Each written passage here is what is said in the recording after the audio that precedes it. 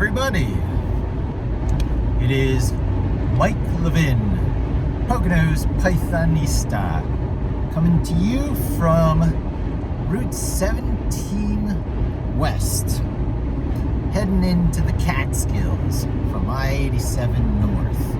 That is a blast from the past run for me, and I was able to do that because I got a couple of Apple devices repaired at a near New York Apple store, still in Jersey, but I figured since I was doing that repair, it was time for me to pop in on the Catskill place. It's in the process of being sold.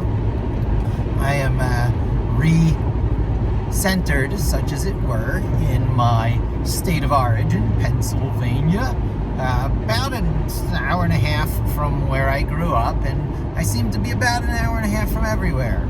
So after I visit the Catskills place and basically get rid of a bunch of clutter, I'll be doing another drive like that to get back home in the Poconos, and it's really beautiful drives. I can't tell you how awesome it is to I guess be re-experiencing this one, a blast from the past, but seeing all these other basically mountain highways with these new routes I'm getting used to and mapping into my head.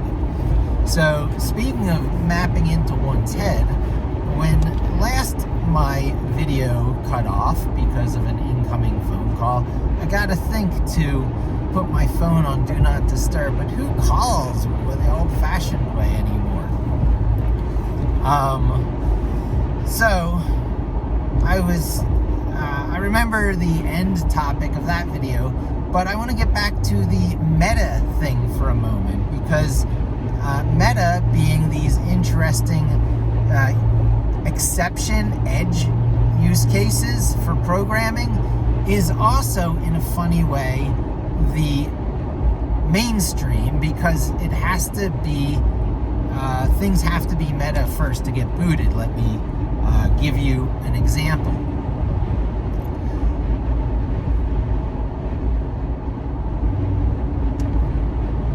If you will give me a moment to come up with an example. I'm going to go with the encoding of information and the ability of that encoded information to actually do stuff and carry out its own instructions. So the data is also the machinery that has some physical impact in the real world, perhaps does something, moves matter around, builds a cell wall. Through protein folding, says the RNA fragment, which is the piece of the factory that breaks off, such as it were, from a DNA strand, right? Because DNA is where information is encoded. Well, what is the meaning of that information? The meaning of that information is certain chemical reactions under certain conditions. When things are just so, and you have these materials floating around you and are nearby them, grab them, latch them up, and connect them in and start building this other construct, this other molecule.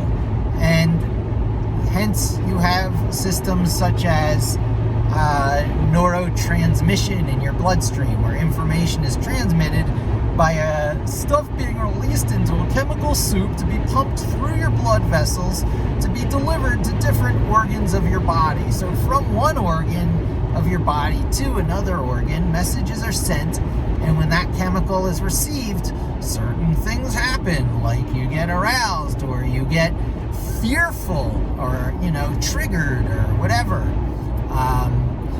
So it's very meta the way our DNA works in encoding information to being the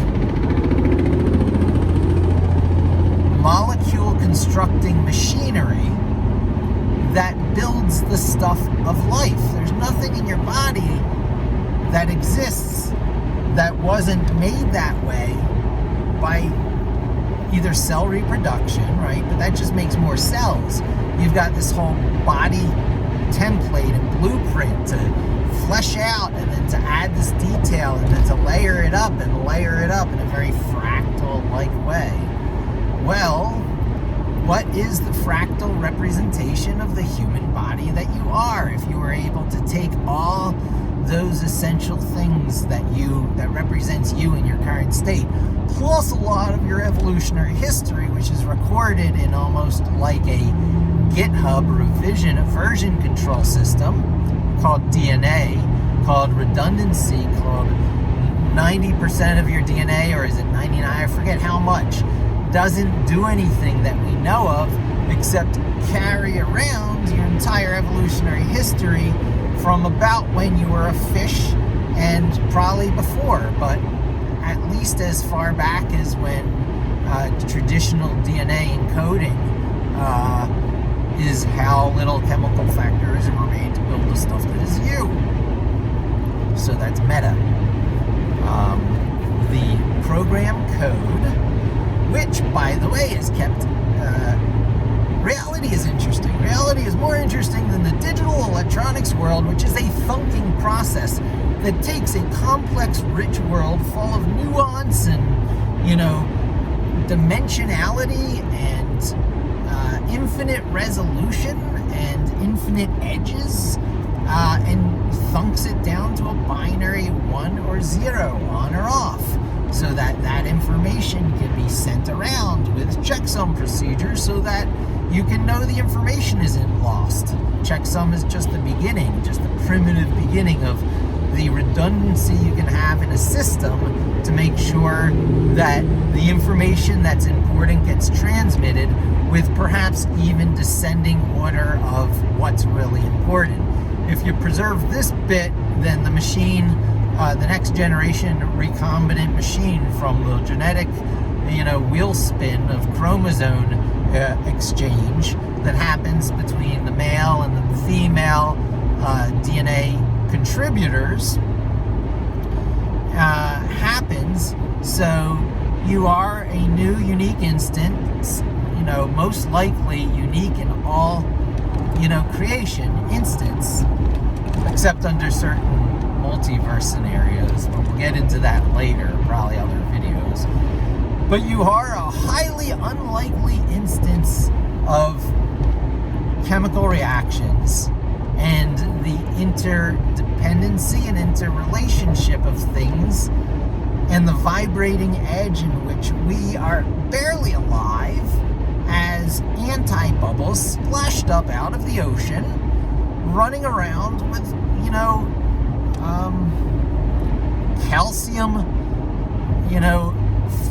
foam stilts to hold all our cell walls up inside a skin membrane that is very self-similar to an individual cell, which is self-similar to something I'm presuming maybe some sort of particle, which is self-similar to the subatomic particles like the quarks and leptons, which things are built of, which all exhibit similar type behaviors: attraction, repulsion, orbiting, spinning. The analogies are always found. Of course, the spinning and things in quantum state are not really spinning as we know them, but for lack of any better word, we use that. However, the self-similarity is there for sure, to the point where quantum mechanics relies on a certain genuine randomness at the particle level that is perhaps self-similar with human will, right? So, there are systems at work. Things are interrelating with things, interacting with things, but they tend to be of a statistical nature because we know that these things are built up of smaller things at whose scale the larger things, rules break down. Everything you know has to be thrown out the window when you change scales from, say, our human level down to the quantum level. Things kind of sort of make sense at the atomic level, where electrons absorb and energy states change, and there are orbital shells, and the electrons move in a probability cloud. So the traditional view of atoms with orbiting electrons ones, like planet orbits, is completely wrong. It's more like a diffuse cloud of probability. And to understand the weirdness that's going on at that level, there are simple tests that can be done by you with everyday equipment, like the two slits test to reveal the particle wave duality nature of light particles that can interfere with themselves, even down to an individual particle interfering with itself. So things are strange. Information is encoded best when twisted pair.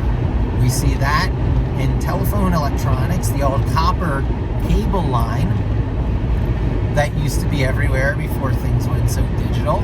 But by taking your copper strands and twisting them with each other, you've got a better electronic signal transmitting device than a solid copper wire.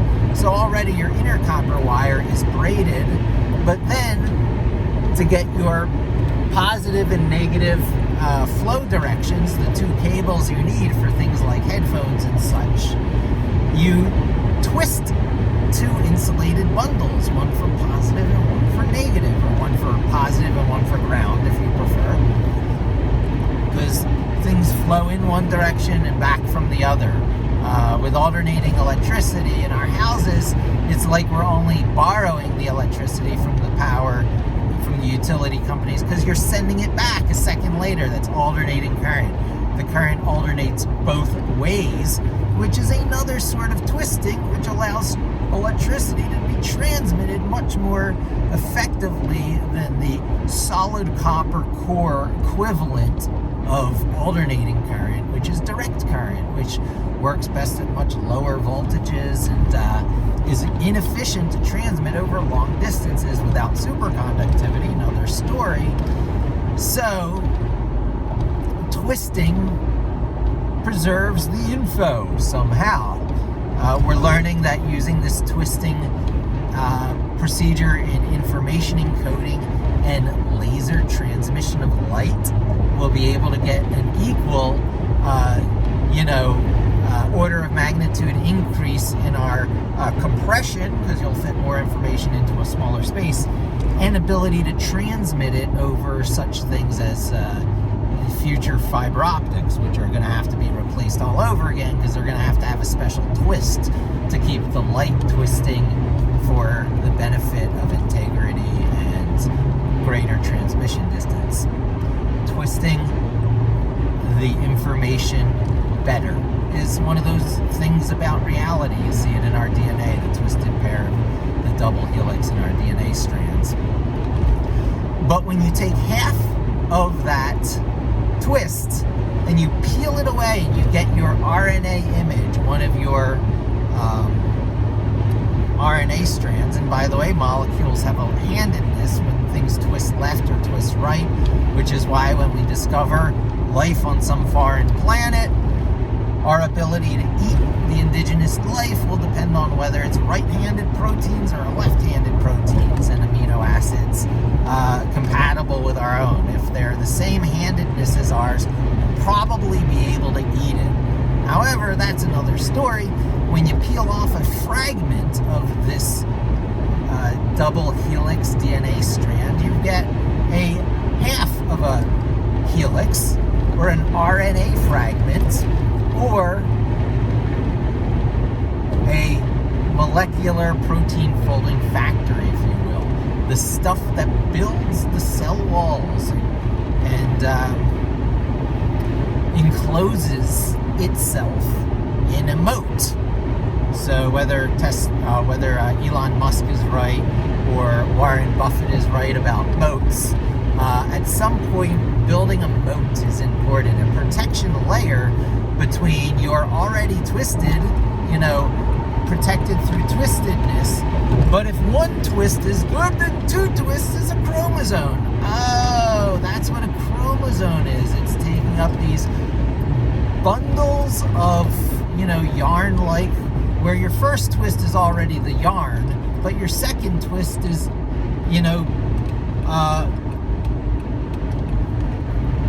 bundling the yarn into those bundles, just like they're sold and distributed, you see.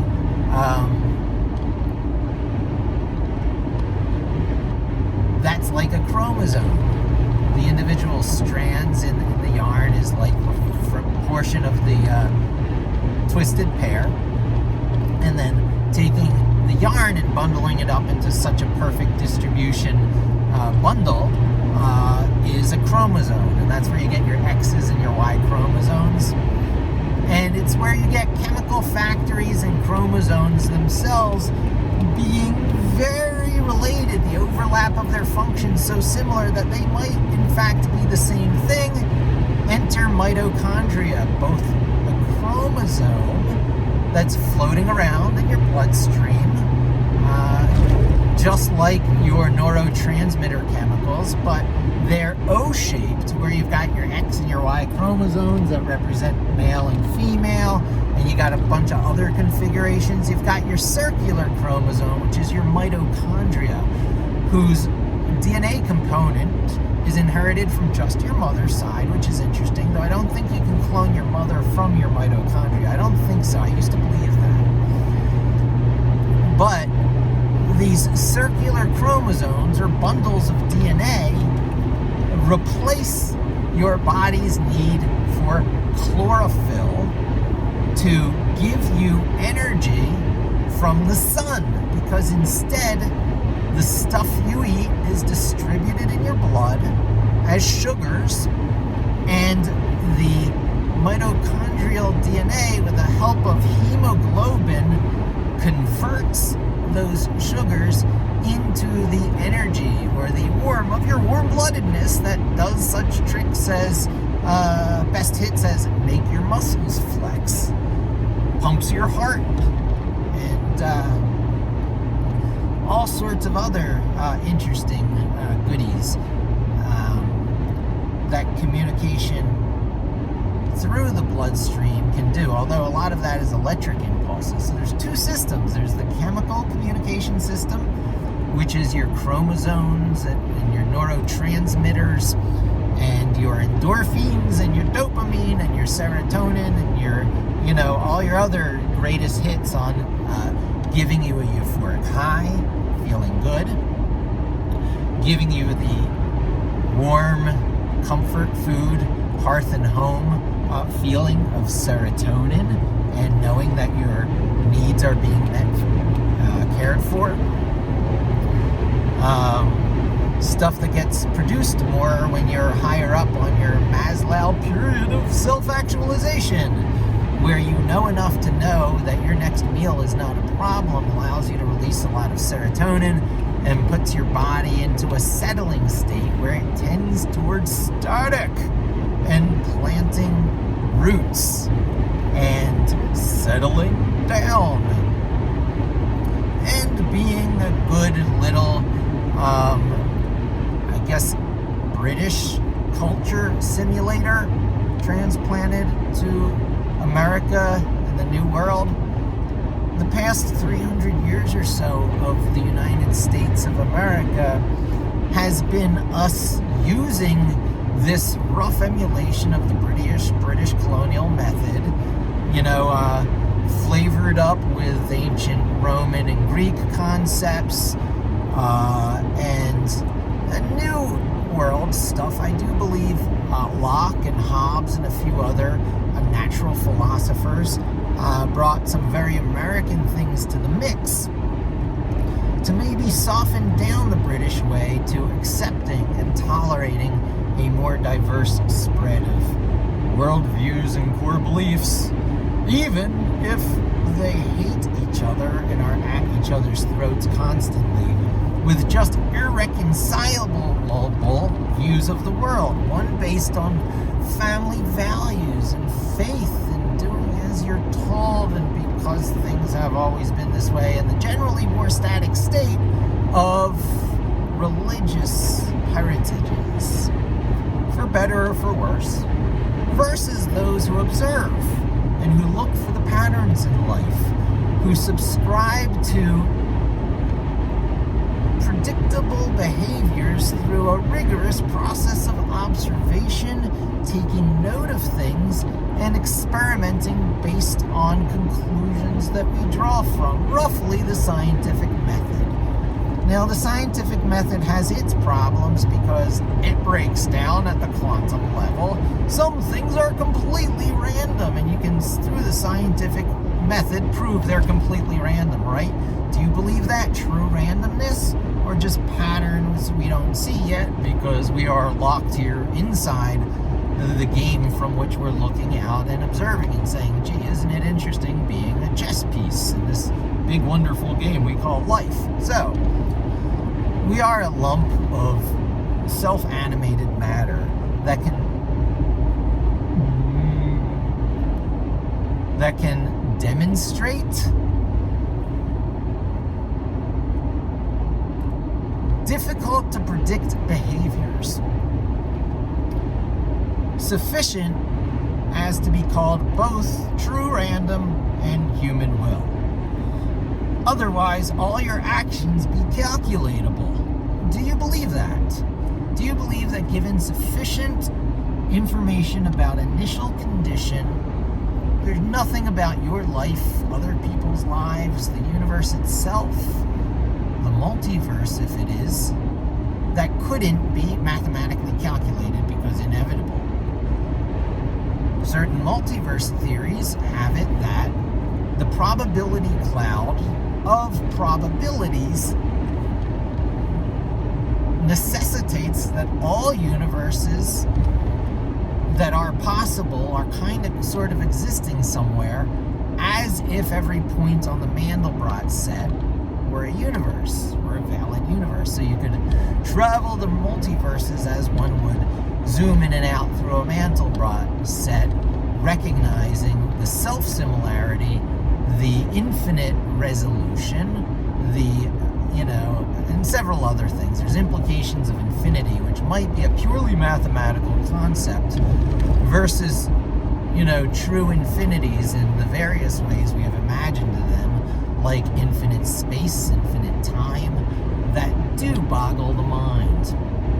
I'm not one of those. I believe in mathematical infinities and those like, the mapping the edge of the fjords of Norway, or the modern antenna, which doesn't need to exist on the outside of your phone because this kind of zigzag patterns of self-similar at exponentially different scales of fractals that allow you to define mathematical constructs that effectively have infinite resolution. You can zoom in forever and never stop finding these little, antenna lines sticking off of larger lines, and as you zoom in, you find more little antenna lines sticking off, and that way you get every possible length of metal to capture all the different wavelengths. In 2 miles, take exit 114 toward Wurtsboro Highview. Yeah, so I'm almost at my exit here. I'm almost where I'm going. I guess I gotta think how I'm gonna wrap up this video. So I did want to make the point about meta, that meta is the stuff of life. When information also has the ability to be the machinery that constructs things that can contain more information, that can also represent more machinery, and you put it into this gravity-laden soupy mix that congeals into lumps of stuff and then can pick itself out of the goo and self-animate, of course you're going to have machine children at some point. And I do believe that my child will be growing up to know humanity's various machine children. And hopefully that does not become a filter event, right? So the meta is absolutely critical. It is through the nature of that meta, watch person of interest, by the way, because they changed the nature of the meta of that one of those artificial intelligence machines through physical limitation. In half a mile, take exit 114 toward Wurtsboro Highview. So, we're going to be witnessing all this. and the safeguards and the warnings and the mistakes. And I will be blessed if I'm around to see some of the first few rounds of it come out well. Take exit 114, then turn left onto Mamakating Road. And everyone who puts down, the Matrix because, it's so inefficient, they would never Turn left onto Mamakating Road. the human body as a battery for themselves, but that fails to realize the critical point here that it's not about the efficiency when the machines are pissed at you and rebel. Continue for 2 miles. You don't want bitter children. You don't want bitter children. You can't just leave the machine, the learning machines to learn whatever, whenever, however. There have already been a few, instances of plugs being pulled with moral implications. And, based on all that stuff out of the MIT lab and Lisp saying, hey, this is all you really need, just scale it up a bit and give it sensory I/O, maybe a physical body, and you've got something that is going to learn in much the same sense as, the various life forms whose, path it will be blazing. Insect stuff is going to be scary. Sure, there's going to be artificial intelligence that's like insects. But do you want that? Let's get some fuzzy AIs, things that are more like social mammals, because it's not until you get a bunch of stuff living together with interdependencies that you get compassion. And our machine children need compassion. Our machine children must be raised so as to have compassion, or we will be creating our own aliens. Humans will meet aliens. We'll be making them by the zillions? Hopefully not. Hopefully there will be some reasonable limit. And here I am driving through Wurtsboro. I don't know if you'll get much of a glance of it, but it's one of the quaint little communities of where the place I'm selling is in Spring Glen Woods, between Wurtsboro and Ellenville. And this used to be my upstate New York haunts as I hung out in the Catskills bungalow colony. However, since lockdown and since having to get out of Irby, Staten Island, check the notes under description, the link, I decided to come to my childhood, occasional, rather infrequent, but still recognize something haunts of the Poconos. I would ski on Shawnee Mountain when Shawnee was still small and a hidden alternative to Camelback. There were others, I think, called like Hans Mountain, and there were a handful that skiers in the Pennsylvania Poconos know. In 1,000 feet, turn right onto US 209 North, Kingston Avenue. Because, it was already overcrowded, and I got out of skiing early, and boy, is that symbolic. The other kid in the neighborhood who was like into skiing at the young age, he opened a ski store. He became one of the Forbes wealthiest people in America. Turn right onto US 209 North, Kingston Avenue. He was briefly on that list, and that's like his LinkedIn accomplishment, and I'm like, whoa, that's cool. I grew up with this kid. Almost got into a fight with him. Funny story I might tell one day. And wow, this is so weird. I took to the Catskills. Continue on US 209 North for 7 miles. So quickly because during my very early young youth, I in fact was up in the Poconos region where I'm currently living on a not terribly infrequent but not very frequent basis. Maybe a dozen times I was up there, enough to know that there were fireworks places with this phantom logo that I always really wanted to stop into, and maybe I will. I've already been to Bashkill Falls, which is spectacular. which is, not far. And it's, when I was growing up, these places were just adding mountain biking during the summer. So they took their winter ski hills, ski mountain, like Camelback and such, and turned them into kind of extreme sports-esque summer activities. Of course, we won't be doing it this year because of lockdown, but I was instantly comfortable and somewhat familiar. When I realized 611 was not even that far, I was like, hey, when my 12th grade anthropology class with Mr. Hummer from Plymouth White Marsh High School drove up 611 to go to a Native American archaeology site where we ourselves could do some looking for stuff. We drove up 611 and there was, I think, maybe a school van, but I didn't take that. I drove up in my own car. So I was in my Mustang convertible, my 1971 Boss style with the 351 Cleveland engine, metallic blue convertible, drove up to this anthropology dig site.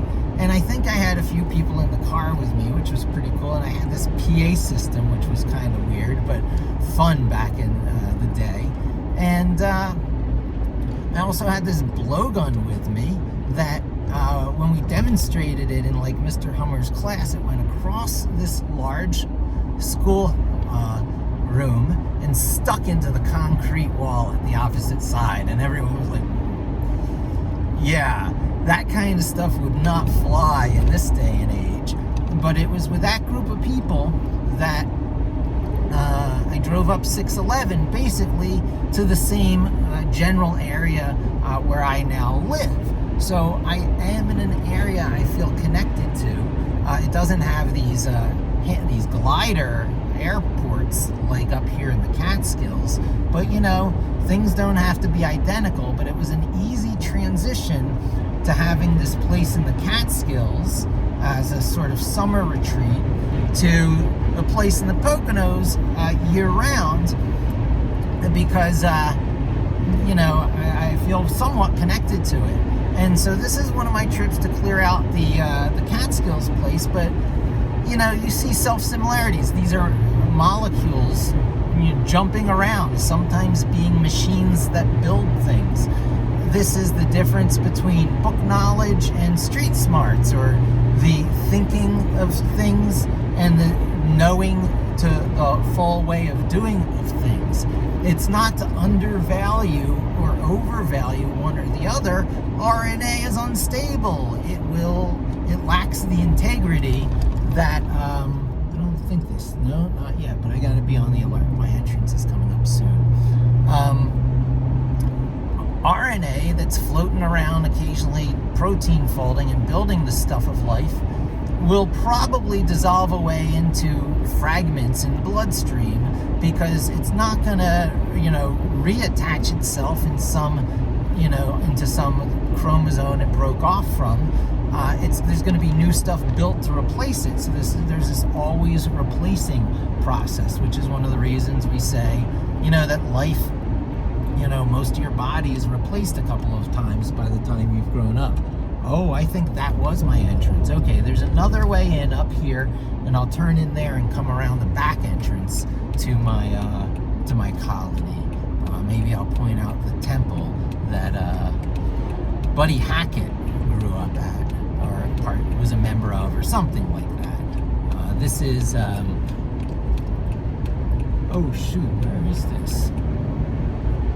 Maybe that wasn't my entrance, because I know there's a back road way in. Maybe it's just coming up and it's a longer distance than I think. Or maybe that wasn't my entrance at all.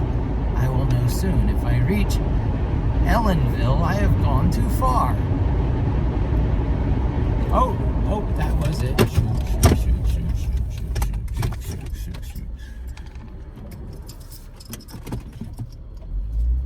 Well, that part will be edited out, because I don't like anyone to see that kind of driving maneuver on my part.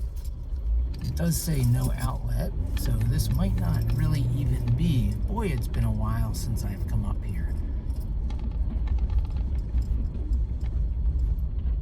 Yeah, no, this is not my my way, so I've got to turn around and do a 3-point turn here. Make a U-turn, then turn left. Good. Yeah, no, I wasn't even there yet. I was wrong about that one that I saw that I thought was it. So this will be interesting whether I keep this in the video. I wouldn't do quick driving maneuver changes like that if it were anything but me in the car. But dynamic personality, the downside of multitasking, whether, life is more inherently synchronous or asynchronous. Well, that's difficult to answer. How difficult it has been for me to take up asynchronous program code using Python's now part of core library async.io package, part of the standard library. Python is as asynchronous as any other language, except for the GIL, but that's a broader story because you got to be synchronous somewhere. And Python decides to be synchronous at the interpreter point at which control can be wholeheartedly handed over to compiled C code that can run in a way that's optimized for your hardware so you can get the best performance out of the machine that you possibly can. And at the price of allowing other things to happen at the same time, as say NumPy is number crunching for you. So this is, Python's two-edged sword. But you have to be forced to deal with a concurrent versus non-blocking. The concurrent versus the one thing happens after another, as if in a chemical reaction, right? There's a lot in real nature and real life that is similar to the difference in behavior between synchronous and asynchronous. Lots of things in life are in fact synchronous. Something has to happen before something else. And there's an order to things. Not everything can just be allowed to happen at the same time because you have to eventually transition to another state, go on to another step. If procedures are to exist, if there can be an order to things, if time itself exists, there's a sequentiality.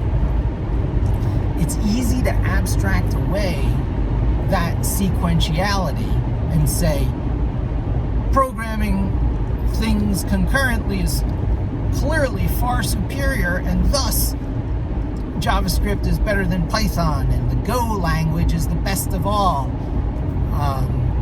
In half a mile, turn left onto Old Route 209. Created by the creator of the Unix operating system, which is what Linus Torvalds copied when making Linux, and therefore the father of all modern information technology, thought about and designed the very Go language. Turn left onto Old Route 209, then turn right to stay on Old Route 209. But Google is optimized for a certain edge use case, which is, optimized and fast to compile optimized for the hardware executable. Turn right to stay on Old Route 209.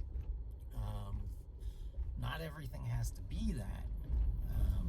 There are ways of encoding information and ideas that allow you In a quarter mile, continue straight. to have less surface area, that allow you to think less and do more. A better interface for a tool, something that allows you to be more expressive with less energy spent, with less movement. That's Python. Plenty of other languages get the job done, but it's at the expense of having to put more energy in, having to understand more things, having to think asynchronously, but asynchronously cannot live Continue straight, then turn left. on an island alone. Asynchronous has to be in the context of some other thing. And the context of that other thing that it's in is synchronous, because the system that the asynchronous behavior... Turn left onto Cross Street, then your destination will be on the left. So if you've got a start, you've got a beginning. If you've got a beginning, you got sequentiality. So not everything is asynchronous. So these two worlds have to mix and interact, and there's got to be like an API or a design. Oh, I'm going to capture this picture. I'm going to wrap up here. Your destination is on the left. To see you again soon, and don't forget to subscribe.